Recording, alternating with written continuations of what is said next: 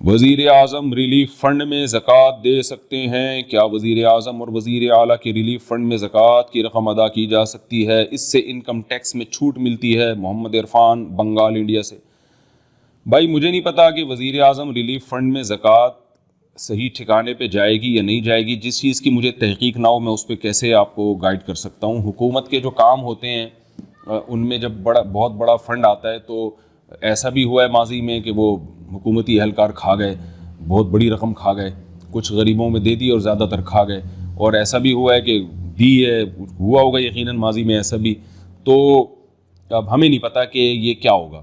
تو آپ کو اگر اعتماد ہے تو آپ دے دیں، میں جب تک کسی چیز کی تحقیق نہ کر لوں میں اس کے بارے میں اپنی رائے دے نہیں سکتا۔ تو مجھے نہیں پتا کہ حکومت نے اس میں جو ہے نا اس کام کو فیئر رکھنے کے لیے اور واقعی مستحقین تک رقم پہنچے اور اس میں ذرا بھی دھاندلی نہ ہو، اس کے لیے گورنمنٹ نے کیا نظام بنایا ہے۔ تو جب تک وہ مجھے علم نہیں ہوگا تو میں اس کے بارے میں اپنی رائے دے نہیں سکتا۔ تو جس کو اعتماد ہے وہ دے دے، اس کی زکوٰۃ ادا ہو جائے گی۔ جس کو اعتماد نہیں ہے وہ خود دے۔ تو بہتر یہی ہے کہ آپ خود غریبوں تک پہنچائیں نا۔ جتنا انسان کو خود رقم پہنچانے میں اطمینان ہوتا ہے اتنا کسی اور کو دینے میں نہیں ہوتا۔ تو آپ یا تو اپنے علاقے کے جو صحیح عالم ہیں اگر جن پر اطمینان ہو، یاد رکھیں ہر داڑھی ٹوپی والا بھی قابل اعتماد نہیں ہوتا۔ بعض لوگ کیا کرتے ہیں اس قسم کے مواقع پہ نا، جب ان کو پتہ ہوتا ہے کہ لوگ چندہ دیں گے تو وہ داڑھی رکھ کے یا چہرے پہ نور وور لگا کے، کریمیں لگا کے، یا ویسے ہی ماتھے پہ نشان لگا کے، یا ایسے صوفیوں والے لباس میں نا گھومنا شروع کر دیتے ہیں اور چندے لے لے کے حرام خوری کا ایک دروازہ کھل جاتا ہے، کروڑوں روپے کھا جاتے ہیں لوگوں کے۔ اور اس لیے صرف کسی کی داڑھی نہیں دیکھنی، کسی کی صرف نماز نہیں دیکھنی، کسی کی صرف حلیہ نہیں دیکھنا، کسی کی صرف لفاظی نہیں دیکھنی کہ کتنی چکنی چپڑی باتیں کر رہے ہیں۔ تو آج کل جو ہے نا فراڈ بہت ہے دنیا میں، لوگ کیش کراتے ہیں۔ مجھے بہت افسوس ہوتا ہے کہ جب بھی کوئی ملک پہ ایسے حالات آتے ہیں، الحمدللہ لوگوں میں ایک جذبہ ہے، لیکن اس جذبے کو بعض لوگ بہت ناجائز کیش کراتے ہیں اور حرام خوری کا ایک دروازہ کھل جاتا ہے۔ تو ایسے پھینکے نہیں اپنی صدقات و خیرات کو۔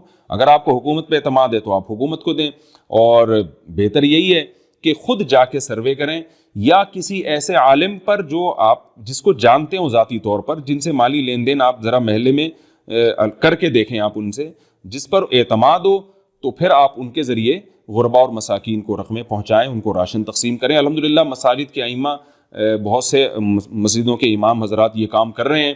تو مسجدوں کے ذریعے کام کرانے میں فائدہ یہ بھی ہوتا ہے کہ عوام کا مسجد سے بھی ایک رشتہ جڑ جاتا ہے کہ بھئی دیکھو مسجد اپنا کردار ادا کر رہی ہے، مسجد سے لوگوں کو فائدہ ہو رہا ہے۔ تو مسجد سے صرف فتوی بازی نہیں ہو رہی بلکہ جو ہے نا ہماری خیرخواہی کا بھی کام ہو رہا ہے۔ تو اس لیے اس موقع پر وہ علماء جو مساجد کے ائمہ ہیں ان کی میں سمجھتا ہوں زیادہ ذمہ داری ہے کہ وہ یہ کام کریں تاکہ لوگ ادھر ادھر جانے سے بچیں، اور ان کے روابط بھی ہوتے ہیں، ان کے لنک بھی ہوتے ہیں، تو ان کو زیادہ پتہ بھی ہوتا ہے کہ کون زیادہ مستحق ہے۔ تو بہت سوچ سمجھ کے جو ہے نا اپنی راشن اور اپنی خوراک کو تقسیم کریں۔ سب سے بہتر تو خود سروے کریں، غریبوں کو خود تلاش کریں جا کے علاقوں میں، کیونکہ غریبوں میں بھی بڑے فراڈی ہو گئے ہیں آج کل۔ میں نے بتایا کہ جب کوئی اس طرح کی وبا پھیلتی ہے، جیسے آج کل یہ وائرس پھیلا ہوا ہے، اللہ ہم سب کو اس سے بچائے، تو اس میں جہاں بہت سے فراڈی لوگ چندہ کرنا شروع کر دیتے ہیں، تو اسی طرح یاد رکھیں بہت سے آرٹیفیشل غریب بھی مارکیٹ میں آ جاتے ہیں۔ ان کو پتہ ہے کہ لوگوں کی سخاوت آج کل جوش مار رہی ہے، تو وہ چندے اکٹھے کرنا شروع کرتے ہیں۔ ان کے گھر میں ایسے فاقے نہیں ہوتے، ایسے پھٹے پرانے کپڑے پہن لیں گے اور گلی محلوں میں کھڑے ہو جائیں گے اور ہائے ہائے رونا پیٹنا شروع کر دیں گے۔ تو بڑی احتیاط کی بات ہے، لوگوں کی بڑی رقمیں نکلتی ہیں، اور ہماری قوم میں اللہ نے بڑا جذبہ رکھا ہے خرچ کرنے کا، لیکن یہ سارا جذبہ ضائع ہو جاتا ہے مینجمنٹ نہ ہونے کی وجہ سے اور بغیر تحقیق کے خرچ کرنے کی وجہ سے۔ تو جو یعنی آپ کے ذریعے لوگوں تک رقم پہنچا رہا ہے اس پہ بھی تھوڑا سا چھان پھٹک کر لیں، اور جو رقم لینے والے ہیں ان کی بھی تھوڑی سی تحقیق کر لیں۔ اس کے بعد آپ کو جہاں اچھا لگتا ہے، جہاں سمجھ میں آتا ہے، آپ وہاں دیں۔ اللہ تعالیٰ اس موقع پر ہم سب کو اپنی ذمہ داری پوری کرنے کی توفیق عطا فرمائے اور اپنی قوم کا ساتھ دینے کی توفیق عطا فرمائے۔ جو خاص طور پر جو لاک ڈاؤن کی وجہ سے غریب لوگ گھروں میں محصور ہو کے رہ گئے ہیں، تو ہم نے اس موقع پر ان کا بہت زیادہ خیال رکھنا ہے، ہاتھ پہ ہاتھ رکھ کے نہیں بیٹھنا، اور مواخات قائم کرنی ہے، اور وہ مثال قائم کرنی ہے جو صحابہ کرام نے اس قائم کی تھی۔ یقیناً ہم اس مقام تک نہیں پہنچ سکتے، لیکن کچھ تو ہم نے کچھ قربانی دینی ہے، انتہائی افسوس کے ساتھ کہنا پڑتا ہے، اللہ نے تو ہمیں حکم دیا وَيُطْعِمُونَ الطَّعَامَ عَلَىٰ حُبِّهِ مِسْكِينًا وَيَتِيمًا وَأَسِيرًا، کہ ایمان والے لوگ جو ہے وہ مصیبت میں غریبوں کے مسکینوں کے کام آتے ہیں. اللہ تو ہمیں یہ ترغیب دے رہا ہے، اور ہم بعض تاجروں کو دیکھ رہے ہیں کہ بجائے کام آنے کے اور ان چیزوں سے ناجائز فائدہ اٹھا رہے ہیں. ذخیرہ اندوزی شروع کر دی انہوں نے، ماسک اسٹاک کرنا شروع کر دیے، سینیٹائزر کی بوتلیں اسٹاک کرنا شروع کر دی ہیں، اور بعض لوگوں نے کم بختوں نے آٹے کو ذخیرہ کرنا شروع کر دیا. تو خدا کے بندو، اللہ کے عذاب سے ڈرو. یہ رزق اللہ کے ہاتھ میں ہے، جس کو چاہتا ہے دیتا ہے. یرزق من یشاء یبسط الرزق لمن یشاء ویقبض لمن یشاء. اللہ فرماتے ہیں جس کو چاہتا ہوں کشادہ رزق دیتا ہوں، جس کے چاہتا ہوں رزق روک لیتا ہوں. اگر آپ ان حالات میں ذخیرہ اندوزی کرو گے تو نبی صلی اللہ علیہ وسلم کی لعنت کے مستحق بھی ہوں گے، جو آپ نے وعیدیں ارشاد فرمائی ہے ذخیرہ اندوزی کرنے والے پر.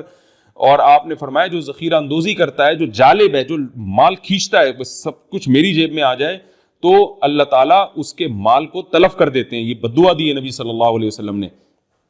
اور نبی صلی اللہ علیہ وسلم نے ارشاد فرمایا روزانہ صبح ایک فرشتہ اللہ سے دعا مانگتا ہے، اے اللہ جو خرچ کرنے والا ہے اس کو نعم البدل عطا فرما. یہ روزانہ دعائیں فرشتوں کی طرف سے ہوتی ہیں.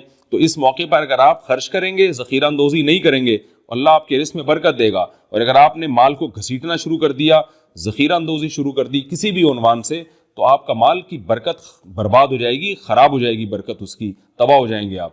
تو اللہ تعالیٰ ہمیں اپنی ذمہ داری پوری کرنے کی توفیق عطا فرمائے.